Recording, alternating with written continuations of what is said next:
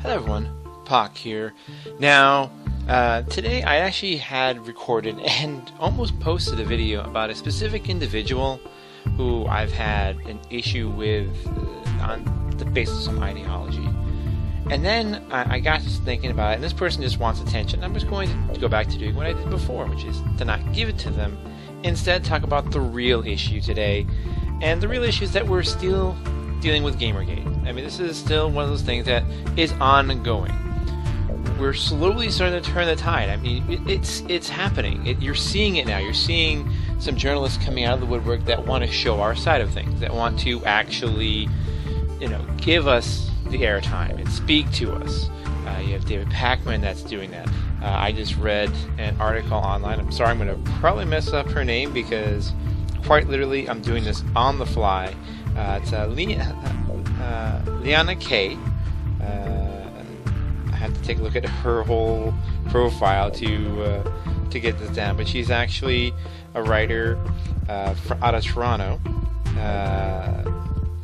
She's a Metal Eater contributor, and she's just written a piece to come back and reconsider Gamergate and put us in a very favorable light, I might add. So I just think it's time we stop for a minute and realize why we're fighting.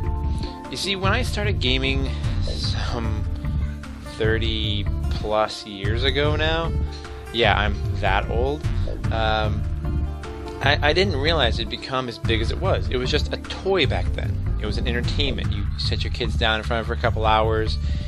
The games were simplistic enough. You get bored within that time if you had a whole bunch of them, and then you'd go out and play, ride bikes and whatnot. But it was always seen as a toy. And over the years, as gaming matured as a medium, as an art form, matured in technology, and became overall better at what it does, it becomes something that you see this kind of evolution that everyone's kind of ignored, that it's transitioned from just being a kid's toy. You have, people who are 18, 28, 38, 48 gaming, people who are getting into gaming late in life, people who now are what they call casual gamers, who play Facebook games and whatnot. It's one of those things that it's spread beyond the basic, toy status, and yet it's still seen as one of the most immature, childish things. Like, even someone at my work recently said that if you can't let go of your gaming, then you're still like a man-child. These are the kind of things that you need to understand, that's what we've been fighting against our entire lives as gamers. Is that pretty much very few times have you seen people be positive about gaming in general. And every time that you do find that one or two people, it kind of goes away very quickly. It's not something that you keep seeing. And it was always the gaming media, once the internet became a big thing, that we got a lot of that support from. And to understand why gamers are so mad, it isn't just 2 months that this has all been pent up over. It's not the 2 years that Wu has said it was because of Sarkeesian's videos. No, this has been going on since the days of Jack Thompson. This has been going on since the days when Mortal Kombat became a thing. It's even before that. It goes back to the days when it started coming into our houses again after the Atari crash, when Nintendo launched their systems and whatnot. It goes back that far, that we've always been trying to get legitimized as a culture. And the online space helped make that happen. And then you have the journalists that now seem to not want to deal with gamers, but want to treat them like there's something wrong with them. They want to blame so many ills on them. There's so many things that people want to just paint us with this big brush, that we're villains of the story, or that we're immature, or that this or that, or just about anything.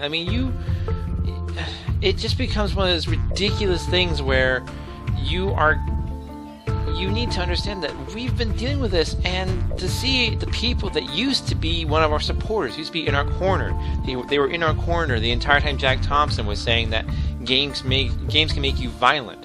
To see them turn on us and shut us out of the discussion and basically say, just know your role. You buy games because we tell you to buy the games. Sit down, shut up, stay there.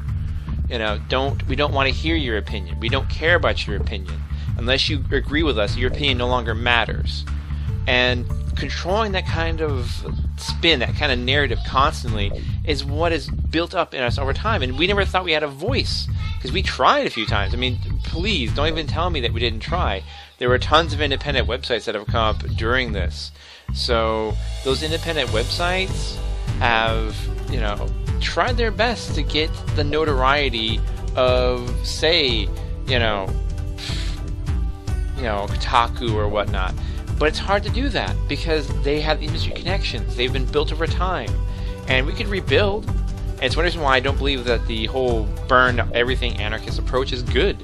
I think it would be more healthy to excise the dead tissue, so to speak. Get rid of those people that are doing the bad things. Go to Gawker and basically clean house of all that stuff so they don't affect Kotaku's coverage. Start by slicing away the places that we've seen the corruption, where we've seen the mistreatment, where we've seen the callousness, and get rid of that dead tissue. Let us regrow something better there in its place. Let us open up a dialogue. Let us actually speak to one another and treat each other as one community who all love games.